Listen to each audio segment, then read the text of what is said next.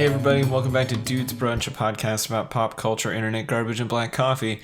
I'm your host, Taylor Olmstead, and oh geez, you guys. Oh geez. Tyler's not here. Oh geez. Sean Evans, what did you have for brunch today? Oh man, what did I have for brunch today?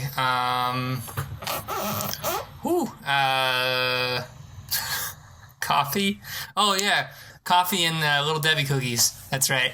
Which ones? Back to my usual ones. The oatmeal ones. Fair enough. Those are good ones. I like those ones. Yeah. They have the semblance of being healthy while still being Little Debbie. Thank God. And wubba lubba dub dub, it's Zach Schockweiler. Zach, what did you have for brunch today? Shit, that was supposed to be a better burp than that. God damn it.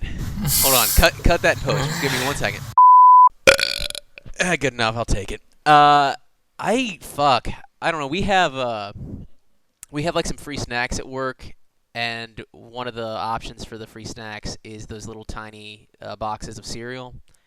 So I just did some Fruit Loops, and I basically I poured Fruit Loops into my mouth, and then had like a cup of milk, and then would pour the cup of milk, little bit of milk into my mouth, and kind of swish around for a second, and then start chewing. The breakfast of champions? Oh my God. I live a very productive, efficient life. And I'm your host, Taylor Olmstead, and for brunch this morning, I had a bowl of Lucky Charms and some coffee. Been on a Lucky Charms kick this week, don't really know why.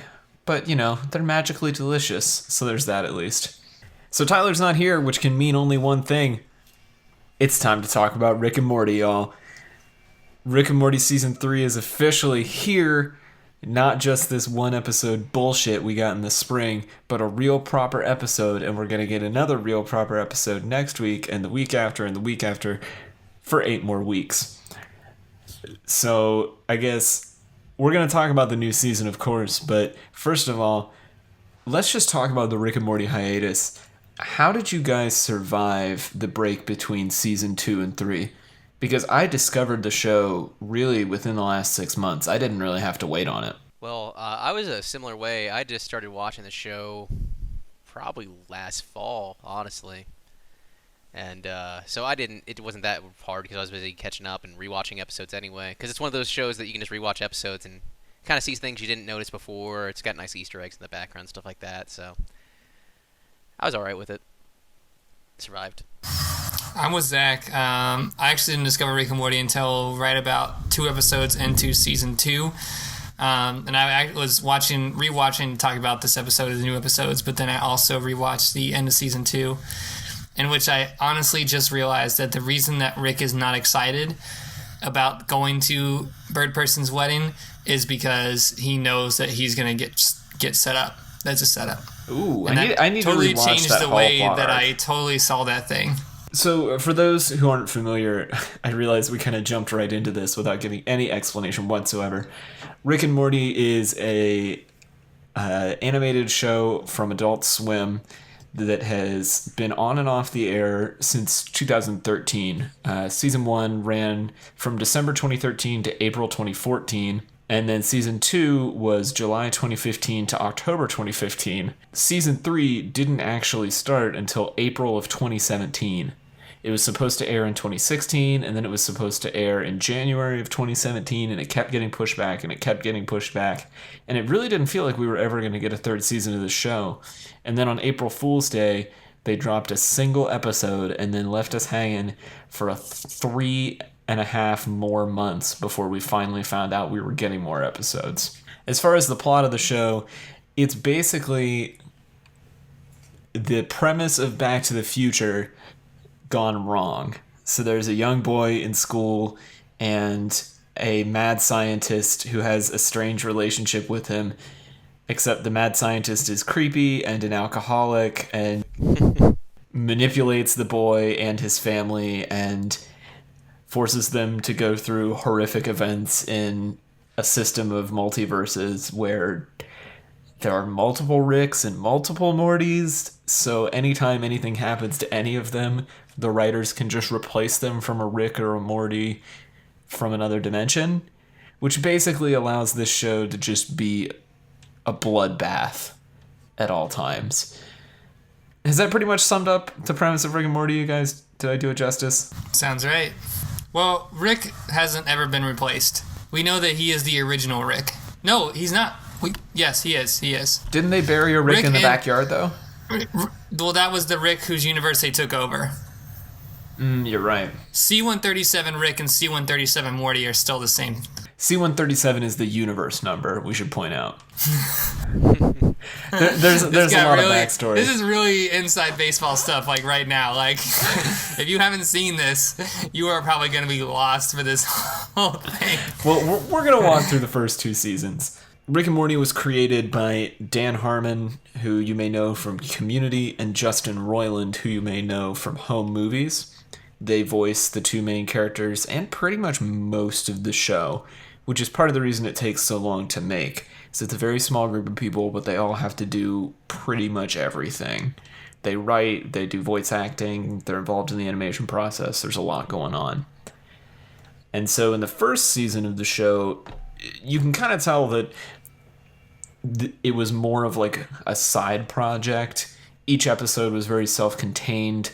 Rick and Morty go on an adventure, they fight a monster, end of episode. Rick and Morty go on an adventure, they fight a monster, end of episode. There are callbacks, but there's not really like an overarching plot.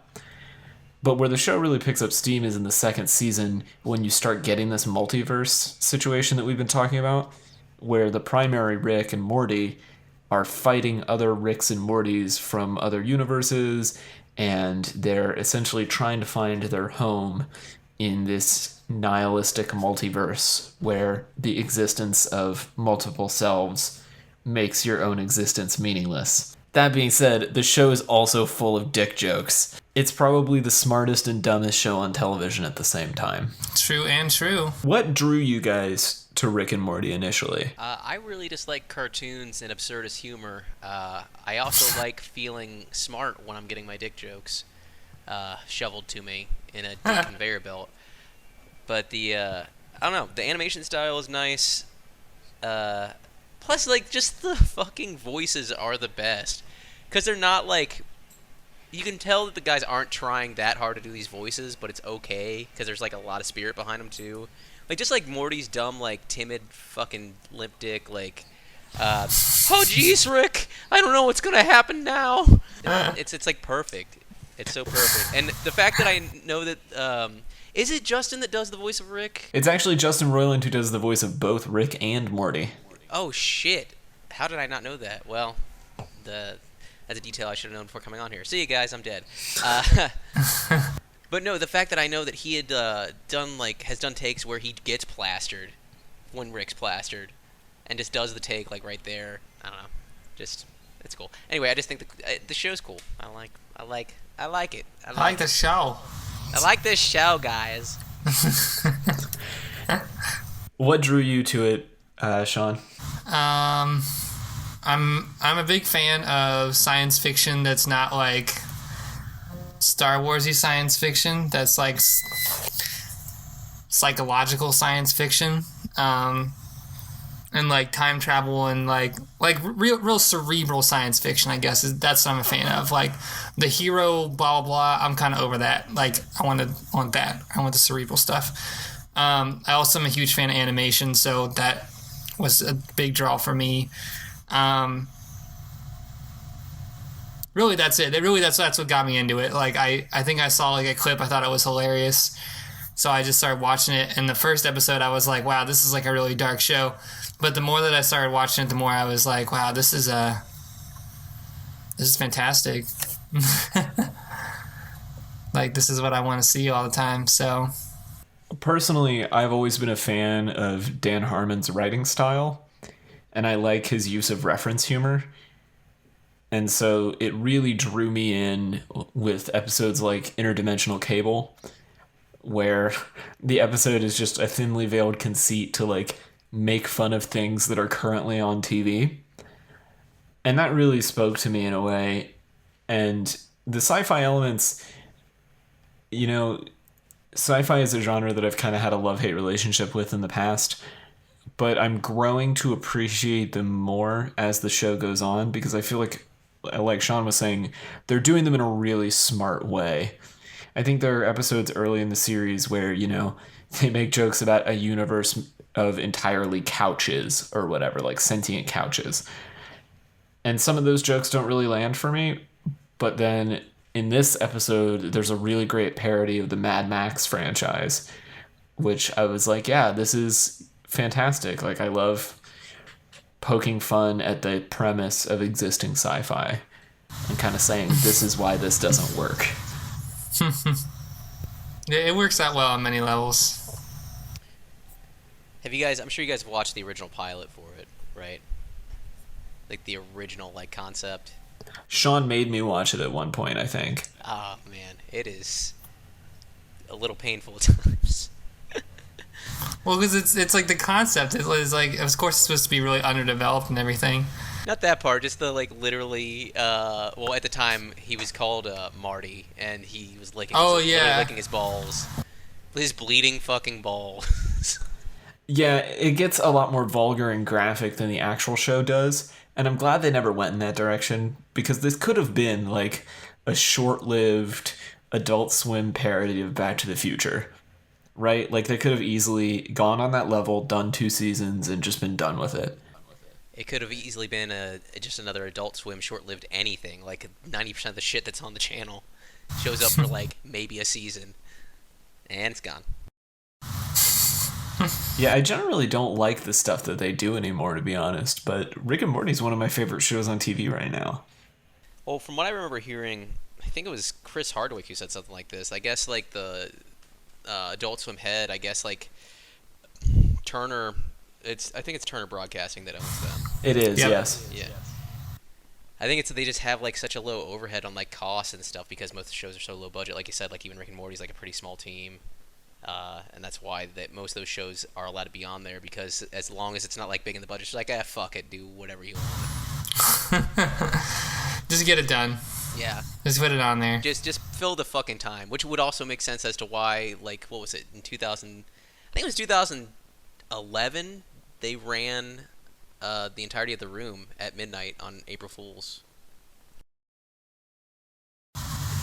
Which, we'll have to talk about the Disaster Artist and The Room's recent resurgence in popularity at a later time. But let's give the listeners a taste, without getting spoilery into the plot. What's your favorite either Rick and Morty episode or Rick and Morty joke that you think would really sum up the show to a person who hasn't seen it? And then I'll put links in the show notes.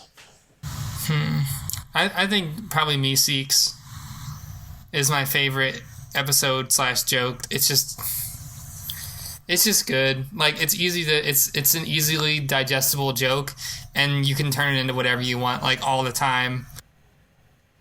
So explain what a Meseek is for people who don't know. So the Meseeks come about, it's not interdimensional cable. No, that's not it. It's the first episode, isn't it? No. It's in the first season. Yeah. Science. Oh yeah. It's it's in the first season. The premise of the there's it's 2 parts. So the first episode, the premise is Morty wants to go on his own adventure with Rick, right? So Morty kind of challenges Rick blah blah blah. You can let me do this, blah blah. So they go off on their own adventure. Well, Jerry wants. What does Jerry want? To open something. Right? He wants to open a jar. Yeah, he wants to open the jar of mayonnaise. So he's oh, well, help me out. So Rick, runs to the garage and builds this little box, and it's a Meseeks box. It just looks like a Bop It box with a button on top, and you push the button, and this blue man comes, and he's called a Meseeks, and the Meseeks' job is to just fulfill a purpose, and then it just disappears. Disappearing is death. But still, it disappears. It's not supposed to last very long. And the warning that Rick gives them is, don't give them something really complicated. Existence is pain for them. Which is this huge other joke that just kind of stays with the rest of the show. Even into the season 3, we're already jokes almost immediately into the 3rd season about that. And so the challenges are, Summer wants to be popular, which seems really hard. Beth wants to be a more fulfilled woman, which seems even harder. And then Jerry wants to take 2 strokes off his golf game. And You can guess which one goes wrong. You can guess which one goes wrong, and it ends up being this huge thing where the Meseeks are like they can't fulfill their purpose. It becomes this like huge existential crisis. It's just hilarious. Like the lines are good the whole way through. Like, I'm Mr. Meseeks, look at me. Like, it's just, oh my God, you just can't, it's so good all the time. Your mistake's your own, old man. Like, it's, like, it just, like, keeps going. You just can't get there. I guess for me, one of my favorite episodes, this probably is my favorite episode, period, is Total Rickall. I love that. I don't know if it was intentional, but it always felt like they were poking fun at Family Guy a little bit, too, in that episode. But I just love... The opening is so good with Jerry's brother, quote-unquote, and then Rick just walks in and fucking shoots him out of nowhere. But yeah, I don't know. I'm trying to think of like how not to spoil the plot of the episode for people who haven't seen it, because it is a brilliant episode. But it's... I mean, it's vaguely the plot of Total Recall, if you've ever seen Total Recall. Yeah, hence the name. So it's pretty much that. It's that, but it's hilarious. There's a ghost in a jar. There's a sentient pencil named Penn Sylvester.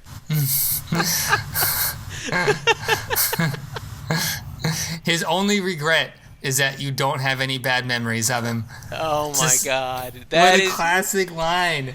That is so great. So great. Is this it? Is this how I die? This is how I die, isn't it? Woo-wee. Woo-wee, indeed. I think my favorite joke in the series is a recurring character called Squanchy. I squanched my family. Oh, just stop saying it.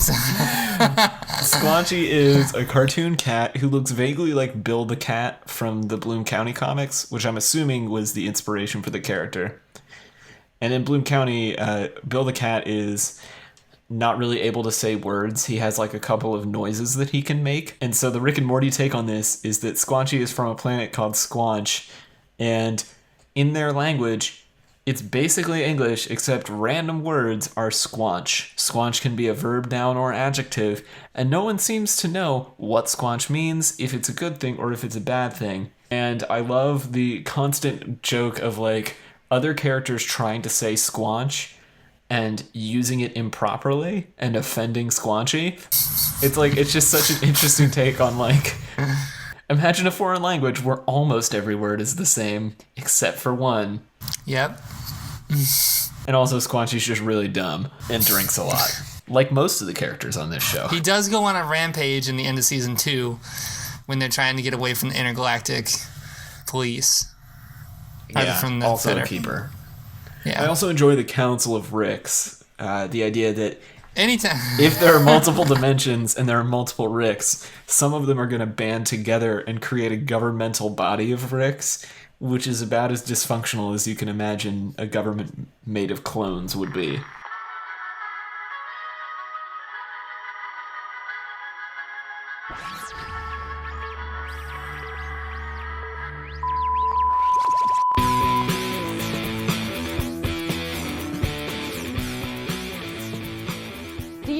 For WWDC like it's your birthday? Do you have strong opinions on Snapchat filters? Are you tired of 3-hour-long tech podcasts? Then you should check out 10-Minute Tech Talk. It's a show Emily and I make every single Tuesday where we catch you up on a week's worth of technology news in just 10 minutes. You can find it on Apple Podcasts, Overcast, Google Play, and basically anywhere else you can get podcasts.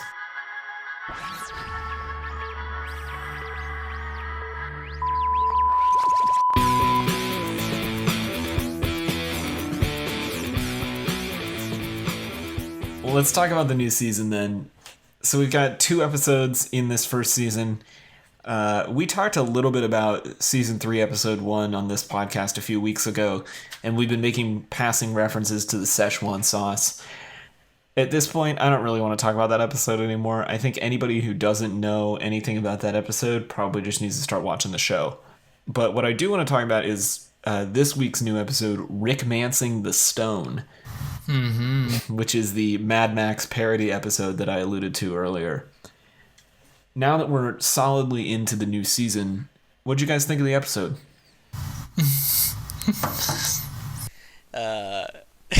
I try not to go into details, but it was just great. Fucking hemorrhage was fucking hilarious. That fucking mustaches are always funny to me.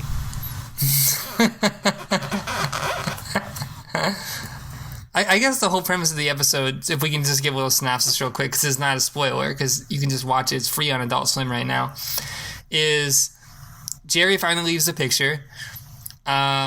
Rick, Summer, and Morty go to a randomly chosen by Rick reality. It happens to be like a Mad Max world where Rick is looking for this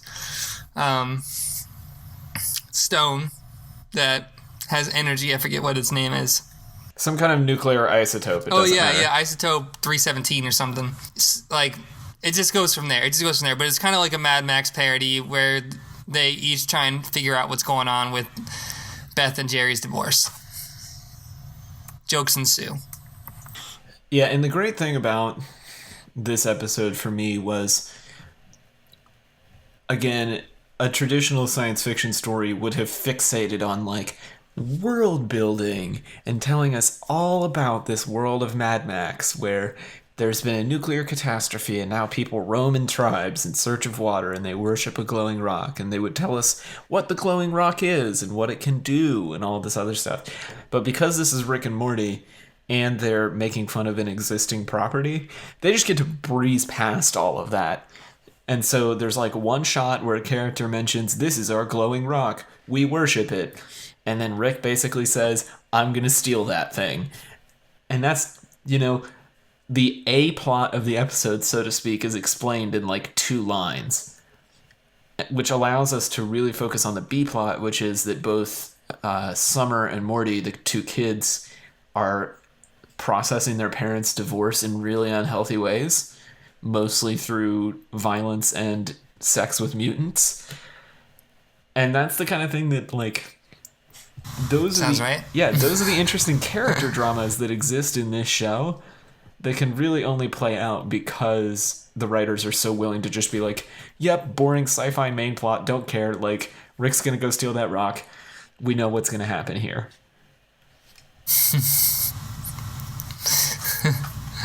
I would argue too that this show has almost more to do with philosophy, with like really dark humor, than it does with sci-fi. Like, sci-fi is just a super good way of like getting the jokes across. It's like window dressing. Yeah, because the message of this episode, at least to me, was that people have this idea of normalcy, and when something catastrophic happens in their life to kind of upend normalcy, they tend to react in really negative ways that don't actually solve the problem. But you, as an outsider, for example, Rick, really have no way of, like, stepping in and helping them because you don't know what normal was for them. Like, normal for them could have been a post-apocalyptic wasteland, or it could have been, like, being a high school teenage girl. Yep. And all that from a character named Hemorrhage. Yep. With a really, God damn it, his face.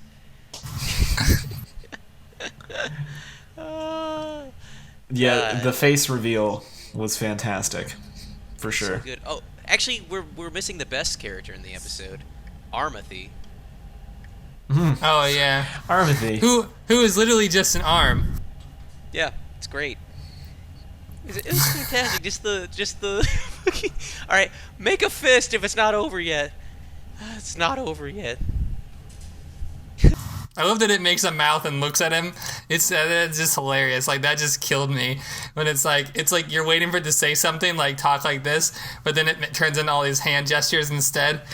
And So the story is that Rick implants someone else's DNA into Morty's arm, and when his arm gets all buff and burly, which was the goal, it also maintains the consciousness of the person that was once attached to it.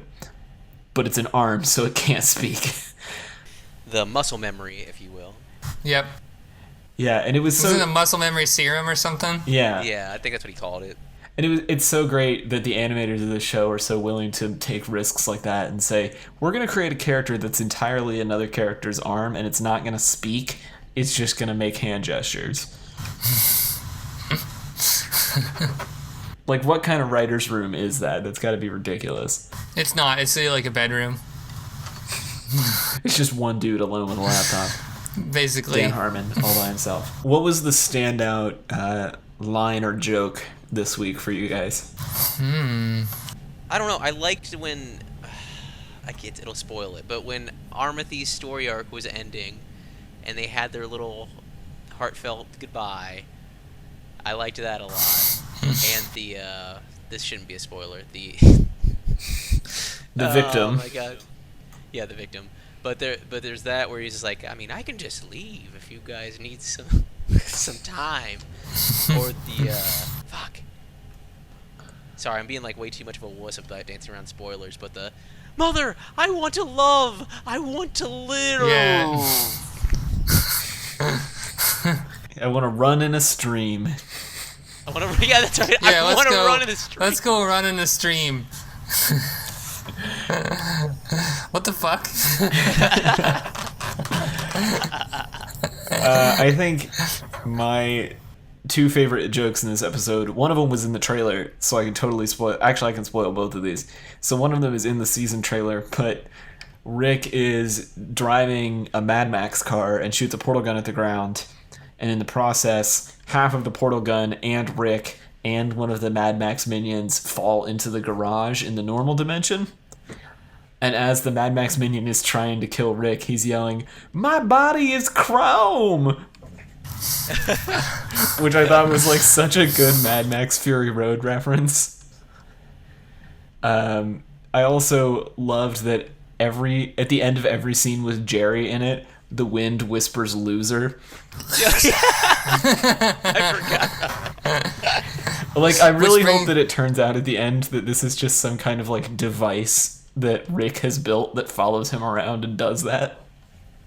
Which brings me to my favorite part of the episode, which was the cold ending when Jerry is confronted by this coyote that comes out of nowhere and realizes that the coyote feeds off of Jerry's pain in the form of his unemployment check and not anything else.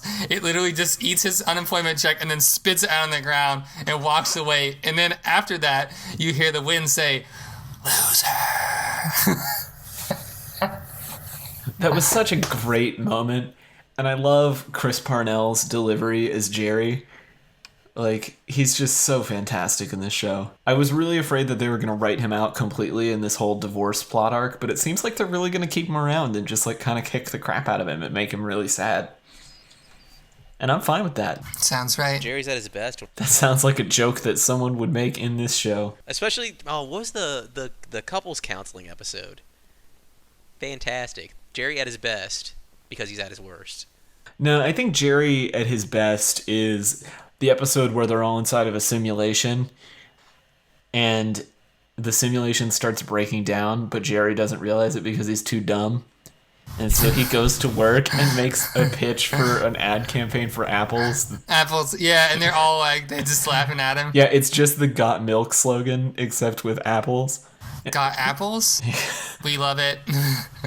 Yes, my Yes. man. And Beth's in love with him too. He doesn't even realize it until at the end of it. A lot of the plots that deal with Jerry are really good. Like, I love the one where Jerry goes to the daycare center and they're like, "You can leave whenever you want." Oh, the daycare for No one ever Jerry's. said, right. No one ever said you had to stay. That is a good one. I forgot about that. Is that the same episode where they lock Summer in the car? No, that's the one with the batteries. Because, again, I think one of the ways this show shines is the way that it uses its minor characters. And I loved Summer becoming a main character where, like, the one time she gets to go on an adventure with them in that whole season, they lock her in the car, and the car is given the directive to protect Summer, and so it just, like, brutally murders anyone that comes close to it and totally traumatizes her. God, it was amazing. Fuck. I wish that I was, like, that creative. I feel like it's just they don't... They have the thing when writing that, or I guess they should say they clearly have the lack of thing that a lot of people have. Because whenever you're trying to think of ideas, at least when I am, there's that little like wall in my head that's like, no, that might be too weird. Maybe you should just stop, and it like pushes it back down. They clearly have just blown that fucking wall out, and they're just like, nope, nothing's too fucking weird or abstract. Let's explore it. Yeah, I think that's an interesting point. Looking at interviews from the creators of the show in the run-up to this podcast, I read this quote from Dan Harmon where he compares Rick to the Doctor from Doctor Who.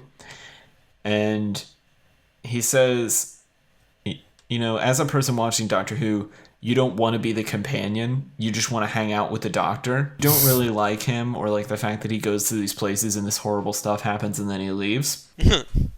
And Rick is that character, just without any of the lovable parts. Like, everywhere Rick goes, chaos follows him, but he's not lovable at all, and he usually leaves without solving the problem.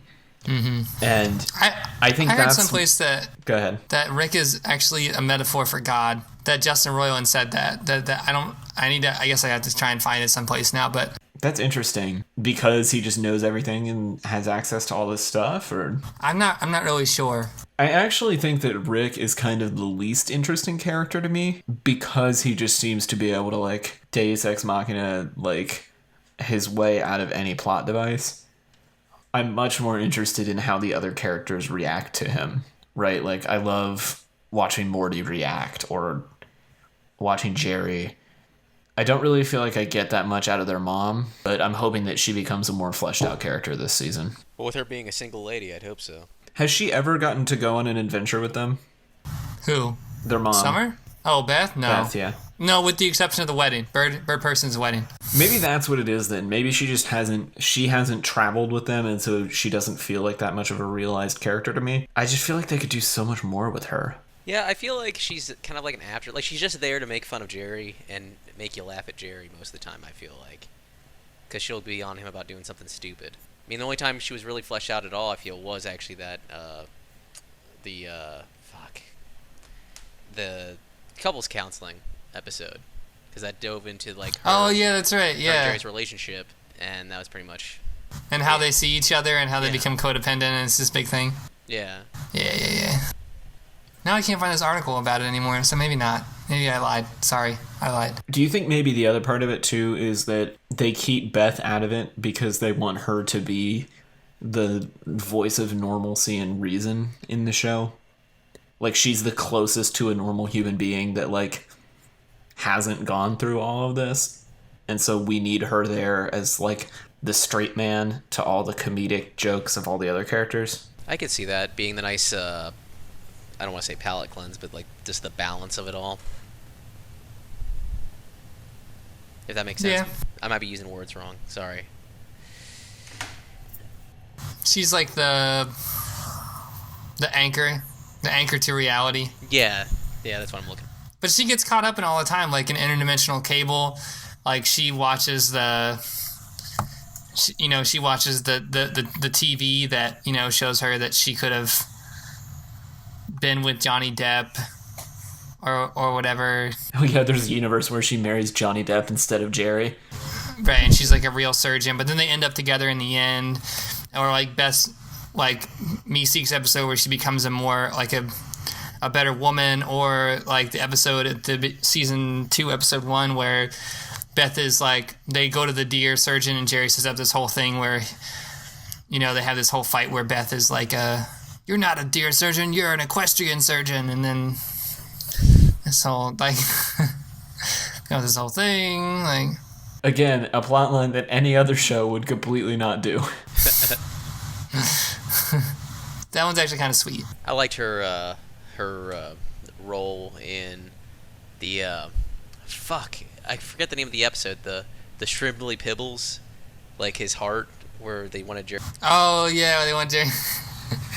That's interdimensional cable too. Oh, that's right. Yeah. Yeah, because little bits. Because they're in the waiting room at the hospital watching cable is the conceit there. What is the one show where they're How did I get here? How did I get here? Yeah, that's it. Oh my god. Rick, wasn't that the girl that was over by the pop machine? How'd she get there? I don't know. How did I get here? Just don't go over that machine.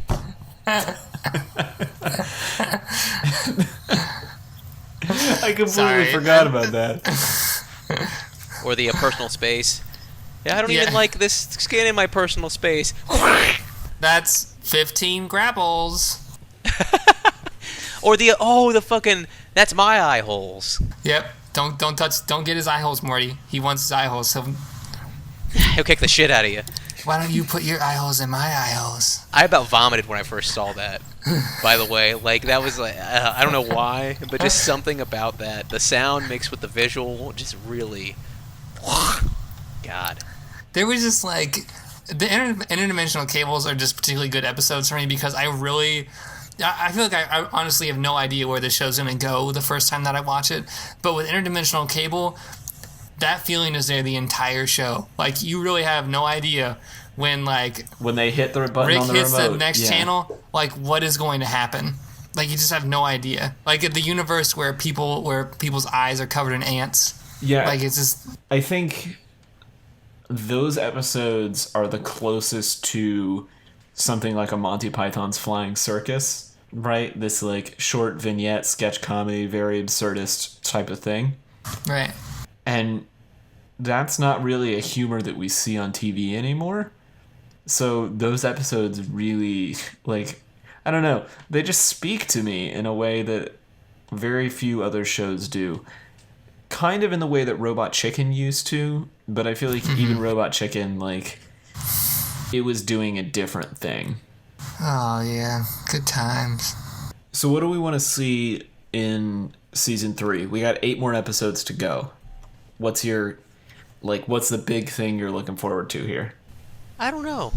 I really don't know. I don't have really any expectations. I'm just along for the ride, and that's kind of how I approached the show originally. I didn't expect anything out of it, and I've been having a good time. So far, it's been giving me everything I want without even knowing I wanted it. So. Zach makes a solid point there. Honestly, I like the surprise. I think that I was just blown away by the opening episode of season 3. That just blew me away. There was like everything that I love about this show was just encompassed again, and I was like, yes. Like, thank you. All this interdimensional stuff, like all these augmented realities and time jumping and all this other stuff. Just keep it up. I don't really have anything bad to say. Just keep it up. The only thing I really want to see in this season is I want to get another episode, kind of like we had in the season 2 finale, where all the characters are in one place. Oh, yeah. Because I think Bird Person's Wedding was such a great excuse for them to, like, write every character into a scene and give everybody one joke. Squanchy gets a joke, and Bird Person gets a joke, and Beth gets a joke. Like, I just want one more. I want one more of those, because like the joke to minute ratio is so low that I'm like, that's just everything that I feed off of. I don't know. I feel bad because like I guess I don't want anything else out of the show than it just being itself. What's more beauty than truth and being yourself? Okay, come on, am I right, audience? What's the line? Nobody exists on purpose. Nobody belongs anywhere. Everybody's gonna die. I think my favorite existential line would be like when Morty is eating breakfast with Summer, and Morty looks out and he's like, every morning I get up and I eat breakfast 30 yards away from my decaying corpse. And Summer's like, what? Like, wow. Whew. Deep dive right now. Deep dive. Actually, how could we forget like one of the most iconic lines of the series, or just your old memes from the series? Is the "Get Schwifty, put it on your pants, shit on the floor." Get Schwifty, yeah. Show us what you got. For me, the best existential crisis moment is actually in the first episode, in the very first scene. It sets the tone for the show so well. When Rick has the robot pass him some butter. Oh, yeah. And then it says, "What is my purpose?" And he says, "You pass butter." then it just gets like really sad and tries to drive itself off the table. I on the first episode of this second episode of this season, like as soon as I saw that bit where Rick created the droids, the Summer and Morty droid, I was like, I know that Morty's droid gains consciousness. You could just tell in the line of questioning that he was asking that he was like gonna do it, that there was a ghost in that machine, and I was like, yep. So then when he was like, I just want to eat ice cream, I don't want to swallow it down, I don't want to just let it run down my throat anymore.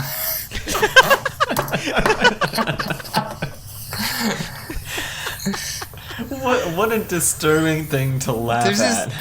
There's too many fucking jokes. It's hilarious. Definitely a show that rewards multiple viewings. I love that. It is one of those shows that's in my like. I will go back and watch it if I just don't have anything else to watch. I'll go back and I'll rewatch the whole fucking thing. I don't care. I'll laugh at the jokes I've heard a million times as if it's the first time I've heard them. I'm with you.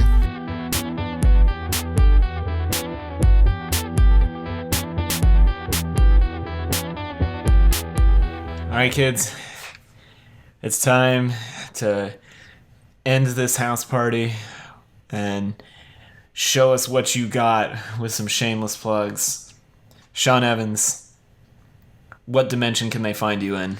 They can find me in dimension SEvans8910, Sevens8910, on Twitter and Snapchat. If you want to talk about Rick and Morty, please hit me up on like Twitter. I will gladly talk to you about Rick and Morty or send you like hilarious like GIFs or whatever you want, because I love this show and like it's just hilarious to me. So keep this joy in my life, and I will also keep its joy in your life. Zach, now that you've come on for the episode, we're gonna have to take you back to Zach Daycare. No. No, actually, it's okay. You can adjust the color settings on the TV to whatever you want. Yes. Factory presets are never right. Where can they find you, Zach? They can find me at Universe. What is my handle? I forgot what my fucking Twitter handle was. No. You're such a Jerry. I am a Jerry. I just fucking proved that right there. Jesus. Yeah, you can find me at SHONKADAMUS. That is Shonk Adamus. That's SHONKADAMUS. Shonk Adamus. It will be in the notes. And you can also follow my podcast at Ordinary Folk FOU. That's Ordinary Folk FOU, which will be back within the next few weeks for Season 2. Will there be Szechuan sauce? Probably not. Will there be some cool fucking stories? Some might be sad. Fuck yeah. And of course, you can get Schwifty with me. I'm on the Twitters and the Snapchats and the Instagrams as at TC Olmstead. You can like and follow the shows at Dudes Brunch and all those places. And you can make Tyler happy. He's all alone over on the Dudes Brunch subreddit this week, r/Dudes Brunch. Other than that, I guess we'll see you in a week for 9 more seasons of Dudes Brunch.